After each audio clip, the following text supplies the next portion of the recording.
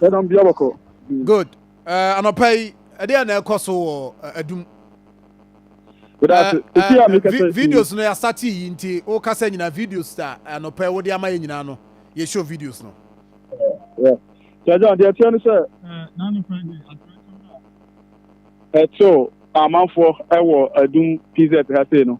Anopai oba na kwasem ni say arahotam because nipa bebre na sisi ameka say no omo ahwere omo japade na omo djuma so abo omo na no edan na ye twa ho mfonyi ewo radio no so ma amanfo he no Facebook no ye tene say anopai obe du PZ ha maame fo ni bi e the force abegugu sa edan na ni me kire akwasi agyeman building no na blessing building eno nyina ye abronsanya na no ejai etimi ahie emu niema na oba omo ede niema omo ton force na ada niema bi so omo de gugu forma omo bodon komi e wo ha omo ton na utra abrosano na uba na chia ya eho na kese eja no mo kire se start ye na kwasem ni se John se obi wo ha watimi ahwe mfonyina ebi a efiri amanfo producer ya kasa ebi a ya to bomb wo ba bi ama dan ya jiragua se ube piemu ewo Adum PZ Bluelight hana sade ejana si aye ha no e de sade o mato bomb ama edan me share video no se see our Facebook page abso for anopai business o share manfo a o moto ntom ne ma krakra on the street ni mu na kwame ebo atwade ama ya na anopai o share edan no so a ahye ewo the other side eno so na wo hwe abso for ni nyina live on Facebook page Akoma 87.9 FM and anopai o join here live said kwame ka no as a bomb to baby na we share said the assassin see ya where Ukraine Russia war na say Gaza hono for na soma ba kwakoto pua to sa na che say baby to say na asase adane nti eno na wo hwese sie me kai say Russia for omo yi ba ko omo de call Ukraine na wo share nipa baby na nipa tete pa buyam was video no na wo hwese sie kwame enti na wo ka say share videos I hwese sie say baby a yas ya to bombo mrantie no se mrantie na ba omu jejina Bluelight hono sa area omu jejina ya omu so no omu edi nkomo ne ade wo share hello FM ani mu ho sa that stretch no so a ba hu se ma no de anopersel na no ebi ni mu de omu dwa obi a so de oton ne fo so eton de egu ni nsa so nyina no eye ade a ye hwe sesie e wo ye Facebook page wa menti wo ya affected no minim so koye wa hu bi ho na say no mo so ka minim decision bi aba no pani ete say there will be police for any ade a wo area ho ahwe say regional coordinating council person mo try na mo creative kwan kakra edema for accessibility ni ade ni nyina no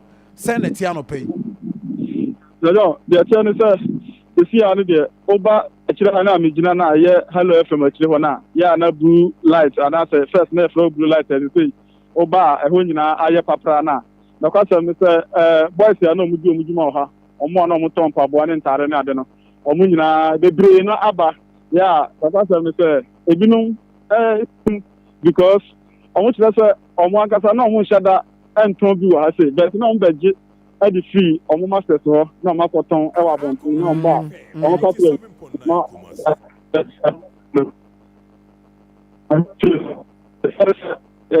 ni omo nyina no atimi ahwere omo ewa ha and aside no so omo na omo ton mobile phones ewa shops ahodo mu ewa sa akire ha nyina no sajan oba na kwasem no se no so ya do hosem bla ba kwa me ni din komode o se ni shop no phones a na ewom na o kan ni sika eja no atimi ahye ewo sa bia ye ha na ebe 150,000 Ghana cedis ya bla no ojam chance see na sajan say me man nya wa nanka ye no bet me din ko enu ni nko ya ana platform so na me sha na no eja no na wo hi ukene say ebi ni tumi yo mo nya mo tumi yi ana o de no so na do ana no eja no na mo fi na me tri na mo kwa na nyamba enti me tri na me fast aba me fast am di wa sire na know, I shake him.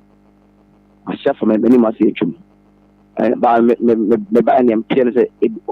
I like to see obi o fi bi ase o se e jare eso sa no o mo se bi aja no emba ha e kan to see you know ni be o mo around no mo se o emba ba o mo di bo mo so no e jana ato de na asuru nim eba e be ya so o di ni keko sa ni ma be se no ni ma mo se be 150,000 Ghana cedi 1.5 billion.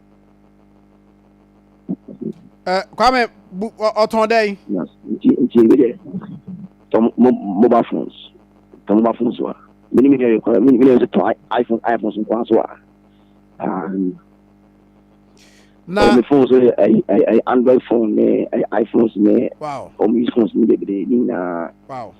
But the last time I okofa niema na da ben. Na me busa se ne niema na okofa bae no da ben na ne last time okofa niema ebegu shop ni mu da ben na sika ka ho so ana be 150,000 no. Oh, niema ana am the bottom of the one me kofa be one week na we see. Let's cancel. You carry na go be 150,000 Ghana cedi na. Wow. Enti say no what is the next step? Mami Musa say mo ankasa mo shop no mo adwene insurance ho my insurance be a protect mo say bibi say sia mo betimi de money ato so say the ato ye ni insurance company you know wo contract nti we na ehwe so ba ya maye bibi sa ho so bibi say ni ha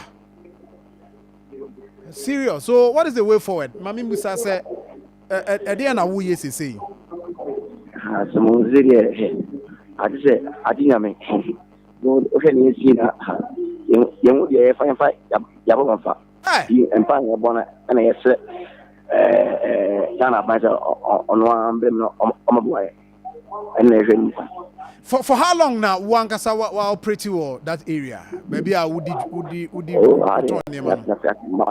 8 years 8 years. That's right. Hey. Yes. Now, but now shop man I say na omo a Bluelight patana ma bo honeymoon na wo pretty. Me dem na mo shop fantasy. Okay. Mudi the first one after Hello FM na say actually ho de. Me wo de na center market one. O the center market. I building. Hey, I want you obi am chese bibia ni ho a obi abefa o. Na me hwesa videos this here. Obi am fashi. Yes. Hey. That be easy. Sa no kra de wo betime ye free one ka be me depa. Enye easy kra. In chiba bende. Ebe bu wana waso nka hakra. But more shop no there some more shop no mu kra there more assurance say mo be say nyam shop animu ya na bia masan all pretty from Friday no ebeka enne shop owner no and I say a structure na nkasa de ene dia mo ne omon komodie te say mate omon kan say no mbesi aboa mo in that regard. But yanti obi anka. Okay. Yanti obi anka. Ya pala yakase mo say Asia. Okay. You need to go on the okay. It's an buy. I'm afraid Vietnam say Yamdana also in Asia. Okay. Minu kafra wati. Kafra pa na ye bonya me pa ba say we nya sika wo ho de. Eye wo niema no na ahye. We nya sika wo ho. Oh, let's go home. Hey. Let's cancel. Until we can have a cover 150,000. Let's cancel. Oniema no sika na o kamboma. Be 150,000. No wa just ka be saying 30,000. Oh, radi nyankopon. Hey. Sanity, boss. Really, mukhe mana. I'm doing now. I'm why any money here. I sana Eddie. Nti mo ready say aban ka say mo ntwen na omonye structural integrity sa dan na mo mu no ya ma mehwe say mutimi tena mu a ana ye renovate be yie da bi o se edwiregu ne yesi ne foforo sa period mo ready say mbe corporate because minister say omo hwese mo nyina mbe corporate with them na assessment also mo ye on the structure ne hwese e that capacity say ye ka say ye prapramu na yasa ye touches bi na ya penti ama betena mu a ebetimi anaje se ye dwiregu ne ya nyina foforo mo ye ready say mo ne mpanifo ebe ye san hye no. Oh, I already buy. Okay, we are building a big when they share in the power. Yeah, we bet me to Okay. we just send it the building last year. Put me to me to be. Let's see the my like it's me. I to talk about I said almost not. I get my idea not my because we different things. Yes. Me hear video no see here me hear video no see here. She said they just say mpanifo pe ba bi ma mo in the meantime na afei akire no I was say mo sign omu wie na mo san ba mo ye but e ho no ba bi ana oni no o rent na ba bi ana wo shop no wo no say one shop owner na say nipa wo de ho ma wo no period ana wo so wo tena ho no say enya inspire. But enya inspire. Okay. Mame na wase na ye mamu we kafra kase pa. Mon shedding na said the ekan e hese mpanifo so no ebetimi aboa na ne makoyi. Mame ne me reporter ne nkomo. Kwame. Hello. Ade no asemo we ye video we ye first we ye evan so we ye de wo kwan no ho na we ye chiri ho de no we ye chiri ho na we ye chiri ho ai we ye de wo kwan sa yes chiri ho de ni we na na ko.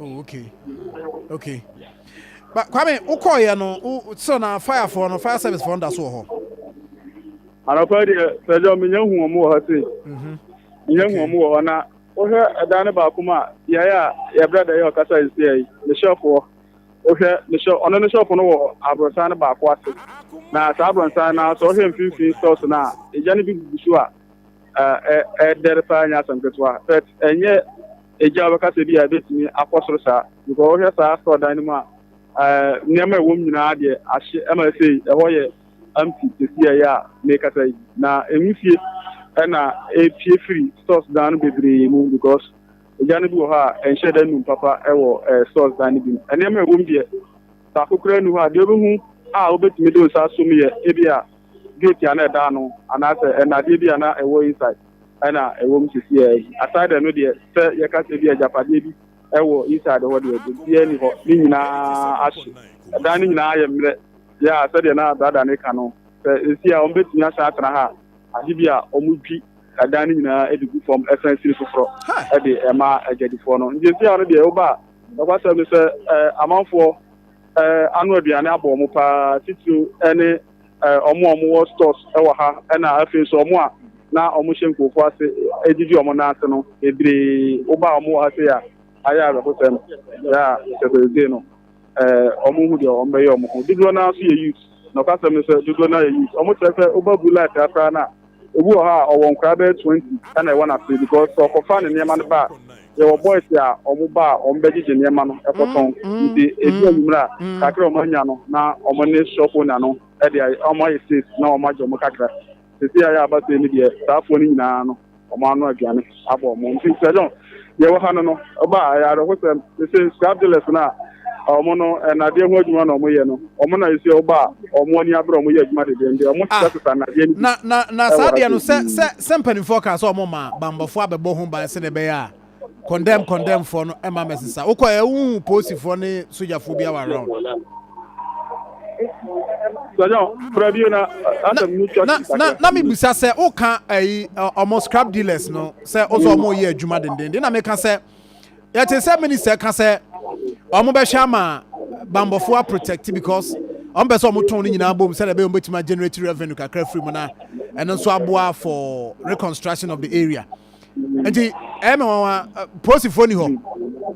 So please be any hand here be me train dem police officer bia wa na de ten say oba omaboaboa containers a ehye ni nyina omaboaboa ni nyina no afuafu ha say enkitu na ehye no tenum no na mo so mo de ade ejirujuru kom ehye gu botoma we na enkwada na ma na omo ehye wa ha say omo do so pa ya almost sa almost free a form sa akete na wo ka minister on betona almost be a support o money ade no ma so mo bo na kuaku be se enum tra wa e do so pa nya so okay that's I don't know yeah sorted they say yi akese na finketro no no no ye the dead form a wo we almost san kitinkiti no eno na ema no ne nkwada o no pro mo ye ho adwuma.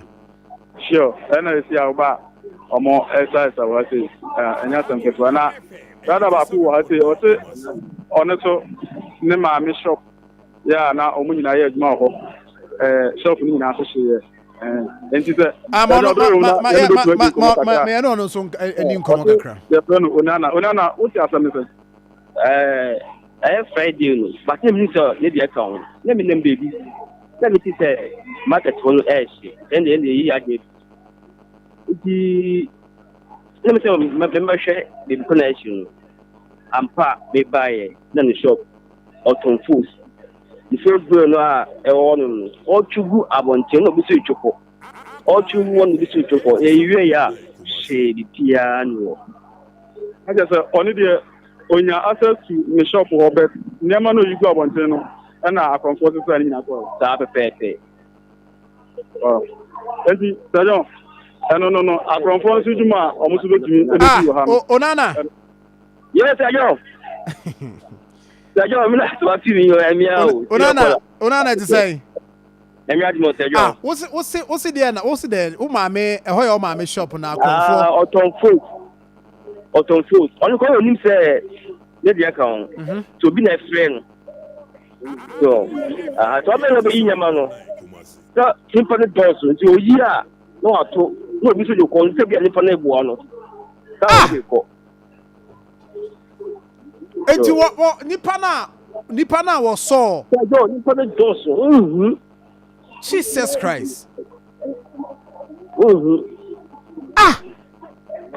Enti what owie ya nka wo ba behwe ni force na wo hu de watimi asave no na ni nyina wo mo de ko propose bill de ko na nkete no na atena egu onu no na wa party na be dago because that is annual nyina only you na we dey wo be there una no be there didi na mbacho for how long na wa operate you ho okay ana mi so adwuma me ugbo na no a say obi ani me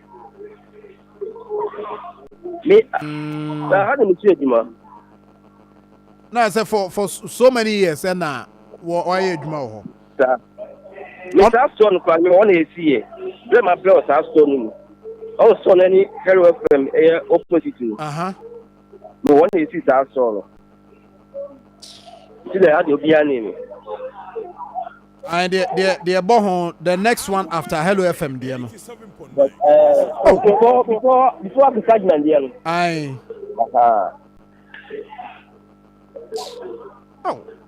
But now we are aware, sir. I don't know, but yeah, insurance is some bemudi. Some come way. I don't know, but Onana we are aware, Sabia.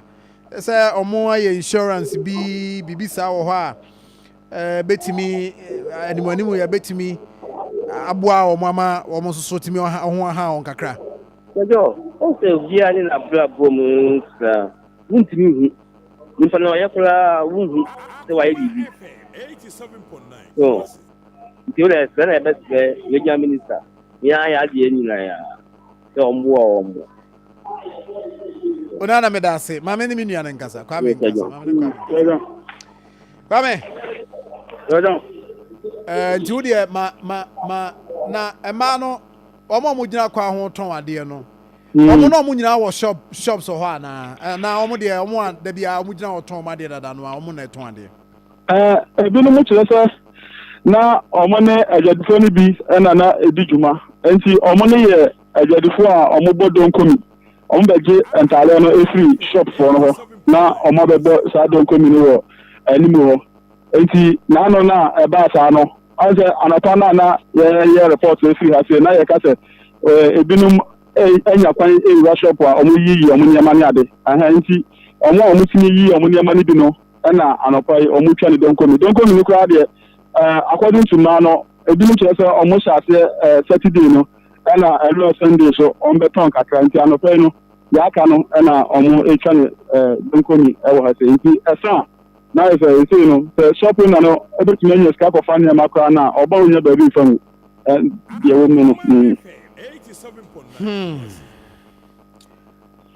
Kwame ma ena wase na bajo wo de waso atoto fam nso say na no so minister issue statement say say KJTR management no omon step aside na interim management and share na niema bi wo ho mo de amom so mo ehu adwuma omo investigation also mo about complaints adwadifo e de akwa Akoma regional minister na eno so do aso toto format tia nkomo ba na ekoso wo ho what bibi well okay tia ho de ndie na ba so adwadifo ni bi ebusi e say management na ya mo mo sa directive so bia omo trafia na say omo step down kakra no unu so ke tia de dia ya ajadifo ni bia dika make complaints ya na omo kra no omo chef en kasabre nka enti sabre kra na nka sampa nfo mafi enti we na ba say no enu say nkoma na ekoso wi sa do no na wetin say